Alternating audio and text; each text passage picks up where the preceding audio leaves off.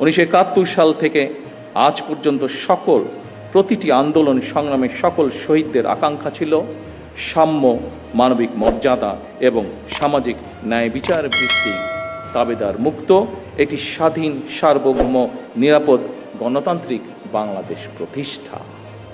অতীত নিয়ে পড়ে থাকলে এক চোখ অন্ধ, আর অতীত ভুলে গেলে দুই চোখ অন্ধ। আজ স্বাধীনতা দিবসের আলোচনা সভায় ইতিহাসের এক নতুন দর্শন তুলে ধরলেন প্রধানমন্ত্রী তারেক রহমান। রমনার ইঞ্জিনিয়ার্স ইনস্টিটিউশন মিলনায়তনে তিনি স্পষ্ট জানিয়ে দিলেন, মুক্তিযুদ্ধের গৌরবকে খাটো করার সুযোগ নেই। শহীদ রাষ্ট্রপতি জিয়াউর রহমানের স্বাধীনতা ঘোষণার পটভূমি নিয়ে কেন এতদিন বিতর্ক হয়েছে?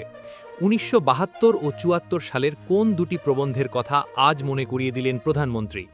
বিস্তারিত জানাবো আজকের বিশেষ প্রতিবেদনে। শুক্রবার বিকেলে বিএনপির আলোচনা সভায় প্রধান অতিথির বক্তব্যে তারেক রহমান বলেন, মুক্তিযুদ্ধের ইতিহাস নিয়ে গবেষণা চলবে, কিন্তু একে খাটো করা যাবে না।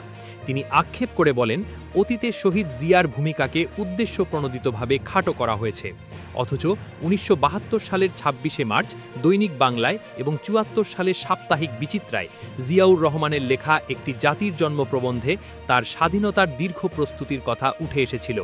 মজার ব্যাপার হলো, তৎকালীন সরকার বা অন্য কেউ তখন এসব লেখার কোনো বিরোধিতা করেনি।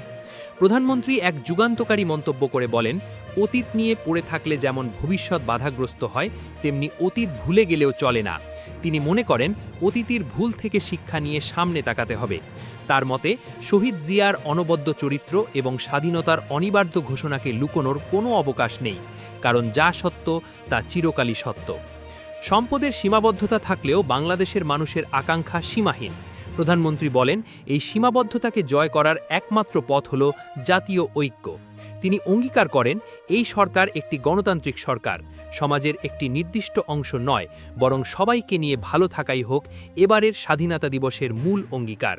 সবাই ঐক্যবদ্ধ হতে পারলে একটি স্বনির্ভর বাংলাদেশ গড়া অসম্ভব কিছু নয়। প্রধানমন্ত্রী তারেক রহমানের এই ঐক্যের ডাক এবং ইতিহাসের সত্য উন্মোচনের এই প্রচেষ্টাকে আপনি কিভাবে দেখছেন? আমাদের কি এখন অতীত ভুলে শুধুই সামনের দিকে তাকানো উচিত? কমেন্টে আপনার মূল্যবান মতামত জানান। দেশের রাজনীতির সব গুরুত্বপূর্ণ আপডেট সবার আগে পেতে আমাদের চ্যানেলটি এখনই সাবস্ক্রাইব করুন। ধন্যবাদ।